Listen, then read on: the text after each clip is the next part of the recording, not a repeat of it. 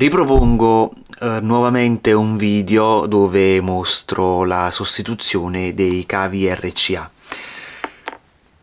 Ho davanti a me il piatto Technics SL-MK2 prima serie, che avete potuto vedere già in un altro precedente video dove ho ripristinato l'elettronica della scheda madre, in quanto questo giradischi aveva i transistor rotti e ho sostituito sia il Q2 e il Q3 che il diodo Zener e il piatto è ritornato alla normalità. Adesso non mi resta che mostrarvi come vado a sostituire i cavi RCA. Questi sono stati cambiati con dei cavi molto scadenti che vanno sostituiti.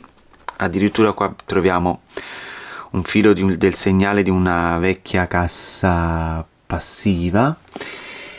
Purtroppo manca il bloccafili dell'RCA che viene montato in questo punto.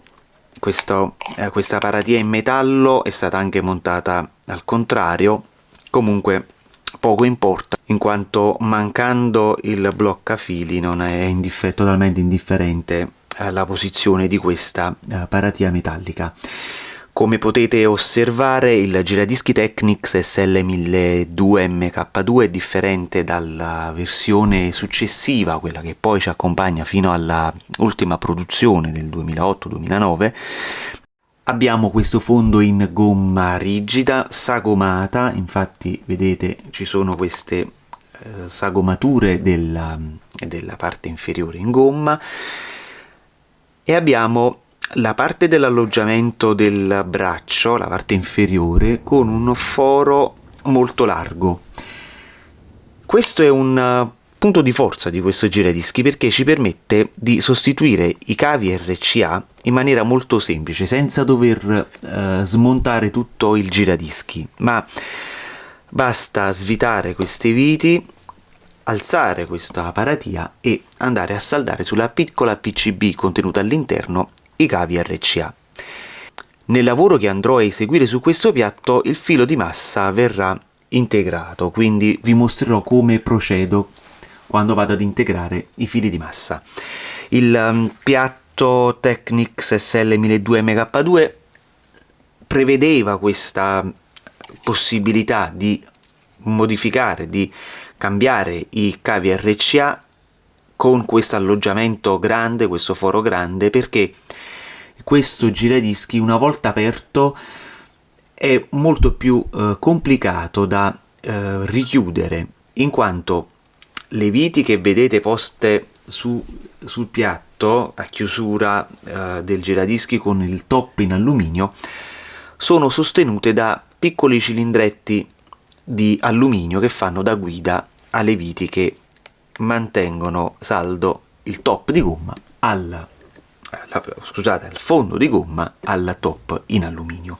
Quindi io preferisco sempre non aprire questo giradischi a meno che non ne valga effettivamente la pena. Un'altra differenza è quella che già vi ho fatto vedere, che vi ho illustrato, che riguarda la scheda PCB dove è alloggiato il potenziometro a slitta del pitch. Adesso non mi resta che svitare queste due viti ed iniziare la procedura di sostituzione dei cavi RCA.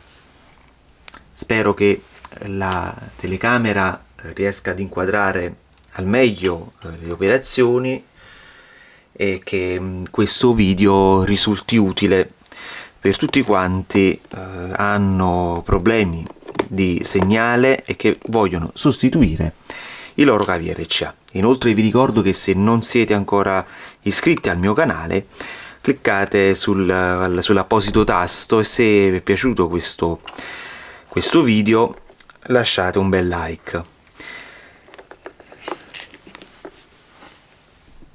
Adesso faccio un po' di zoom.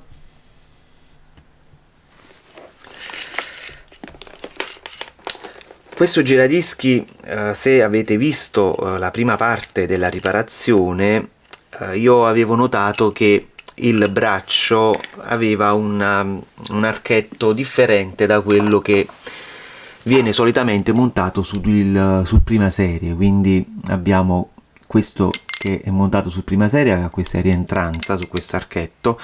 Questi invece sono i bracci che vengono montati successivamente nelle altre versioni. Quindi avevo il sospetto che questo braccio del giradischi fosse stato sostituito. In effetti, vedendo le saldature che sono state effettuate, soprattutto vedendo questi fili, ho la conferma che il braccio montato su questo giradischi prima serie è stato sostituito. Adesso non mi resta che dissaldare questi fili, integrare la massa e sostituire un po' di cose. Adesso non mi resta che dissaldare questi fili RCA e la massa in modo tale che poi vado ad integrarla e risolviamo un po' di problemi. Noto inoltre che il filo verde è stato saldato qui sulla parte dove solitamente viene saldata la massa. Andrò a controllare un pochettino il motivo per cui hanno fatto questa cosa.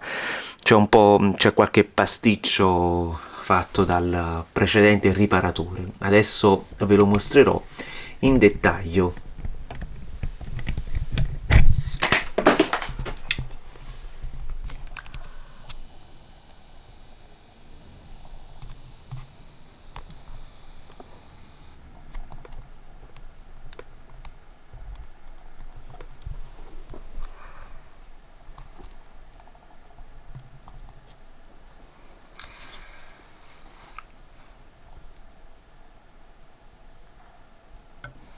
Come vi ho anticipato,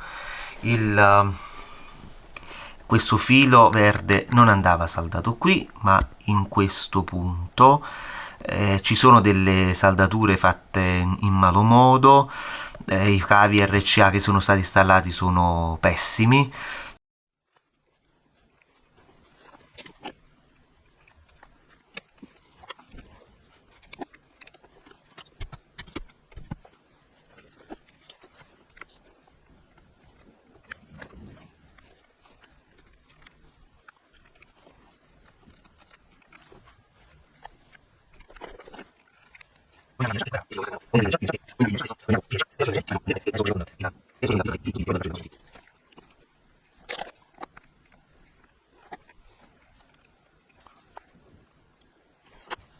Ho deciso di saldare il filo verde che era in questa posizione, l'ho messo in quest'altro punto dove c'è il filo nero GND, in quanto su questo piatto andrò ad integrare il filo GND sulla massa del cavo RCA, quindi lo vado ad integrare ed è indifferente cambiare la posizione del verde con il nero, quindi lascio così, lascio anche queste saldature fatte veramente in malo modo e ripristino tutto alla buona. Questi fili andrebbero in qualche modo bloccati perché alzando e abbassando il braccio potrebbero infilarsi sotto questo blocco e rompersi, quindi più tardi vedo di trovare una soluzione, perché non credo che restino qui collocate. Se i cavi che utilizzo sono dei cavi della Proel, hanno lo spessore adatto per essere bloccati all'interno del bloccafili RCA, che su questo piatto manca, ma comunque se li acquistate troverete il link in descrizione al presente video. Voi le potete tranquillamente sostituire ai cavi originali e verranno bloccati facilmente dal vostro bloccacavi se il vostro piatto Technics ne è ancora provvisto. Quindi procedo con la saldatura. Poi passare i fili al di sotto della PCB a fine di avere in qualche modo un punto di ancoraggio, perché su questo piatto, come ho detto, manca il bloccafili.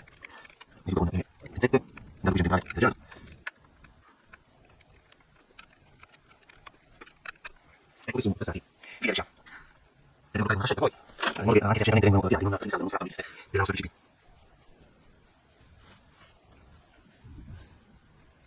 Prima un attimo le notizie.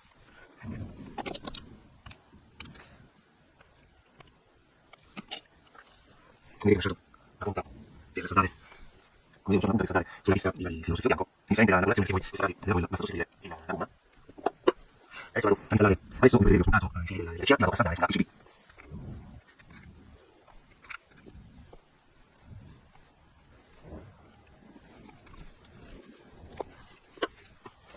E come stagno sui fili della CA, in modo da che il bagno già di stagno, già di piombo, così essere pronti per la saldatura. Vedete?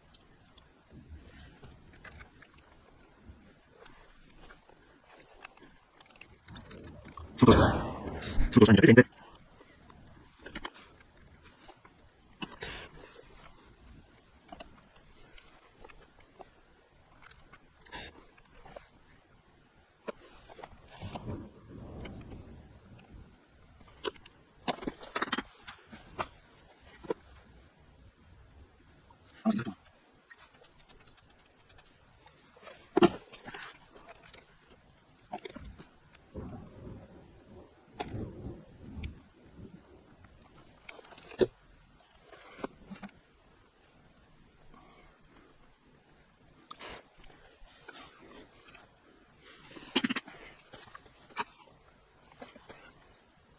Usando le mie pesature perché questo Gelinski verrà realizzato da me, quindi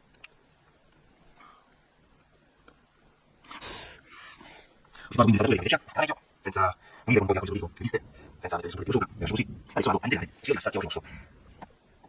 Utilizzo questo collegamento di una pinna del tirosene che sta prima su Gelinski, lo posiziono qui in modo che il gene sia integrato su questa lassaggio.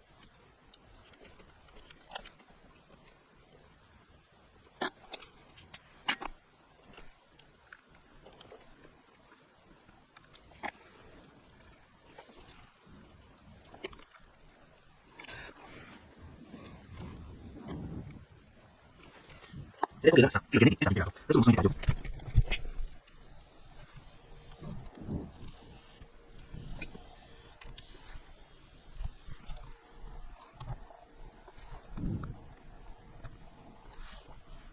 Poi i lati, se accidentamente dovessero essere strappati i lati in fine CA non avviene nulla di grave sulla saldatura sulla PCB, quindi tirate sempre con questa pinzetta per prendere la parte iniziale della rosetta e vado a toccare e iniziamo.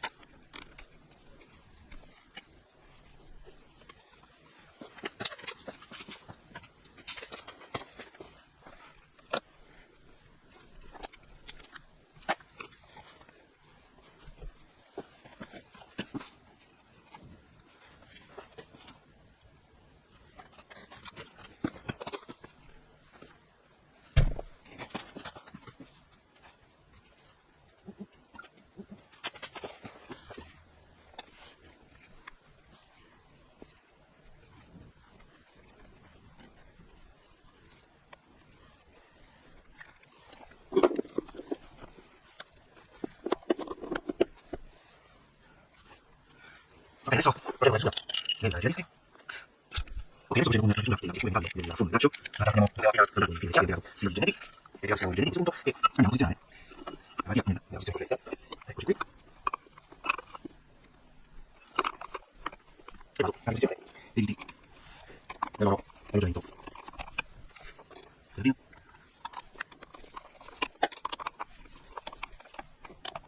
Ecco, abbiamo usato la reazione. Ed ecco il nostro piatto Technics SL1200MK2 prima serie. Ho sostituito transistor Q2 e Q3 e lo Zener per riportare il piatto al normale funzionamento, e poi abbiamo installato i cavi RCA che potete trovare, come vi ho detto, in descrizione a questo video, e abbiamo integrato anche il filo GND. Con questo è tutto, vi ricordo di lasciare un like se vi è piaciuto questo video, e se non l'avete ancora fatto iscrivetevi al mio canale.